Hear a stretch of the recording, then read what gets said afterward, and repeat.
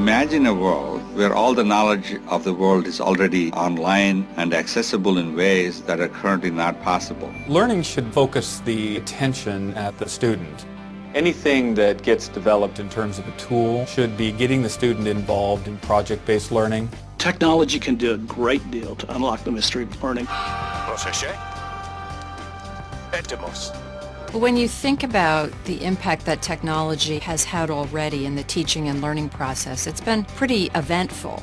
But what we want to do is to take that and quantum leap it. Select all, center, bold.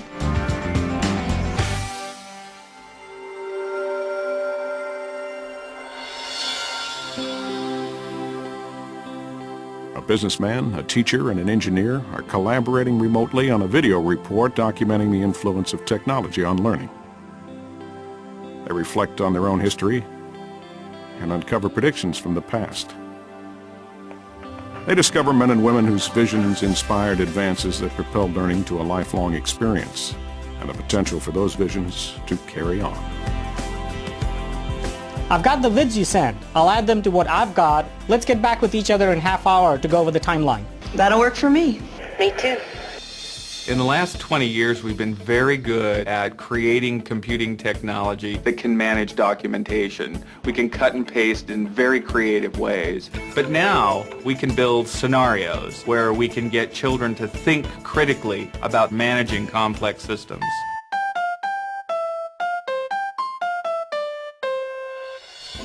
One of the most important dimensions of moving testing beyond where it is now is to move it out of this passive model into something that's much more engaging, much more forceful, and ultimately something that will help us to understand better the capabilities of the students that we're testing.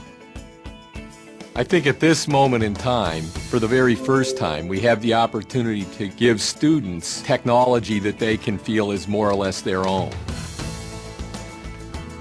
The combination of cost, form factor, and improved human interface technologies puts us at a moment in time in addressing the student that we've never had before.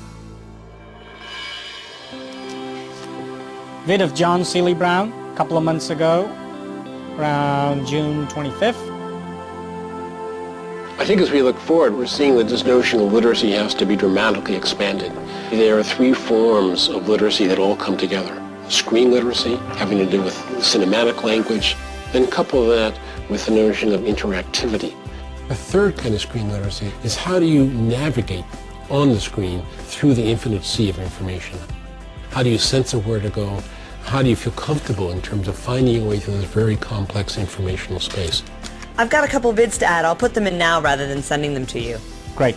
There's a power in virtual interaction, virtual learning, because it is seamless. It allows the individual to move effortlessly on to the next level of understanding. And the computer can interact in a way that the individual not only is steered, but is reinforced.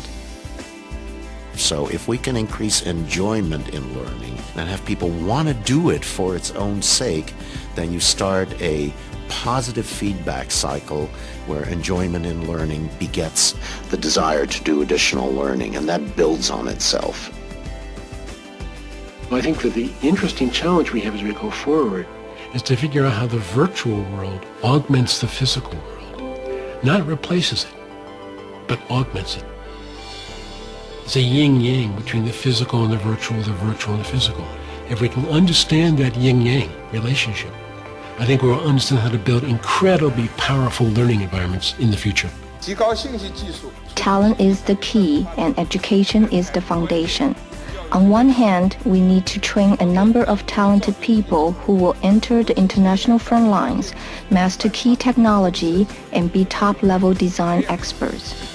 It's so much easier to get something done with more minds than just one, because somebody could say something and that will click. You go, oh, I've got a great idea. And I think that's the way technology helps us if we're training our teachers to be able to work collaboratively, seamlessly in the curriculum. I just tell my kids, I have no idea what it's going to be like in the future for you, but you're going to need to know how to change, how to go from one thing to another thing. So if you can be a person who's successful at change, and you can be a lifelong learner, somebody who's willing to step in and learn, you are going to be the successful person. What we need to do in order to bring the enchantment of learning back to the student is work together with parents and policymakers and learning scientists and technology scientists and create an environment that is going to stimulate a new way of thinking about how we learn. That's going to be exciting.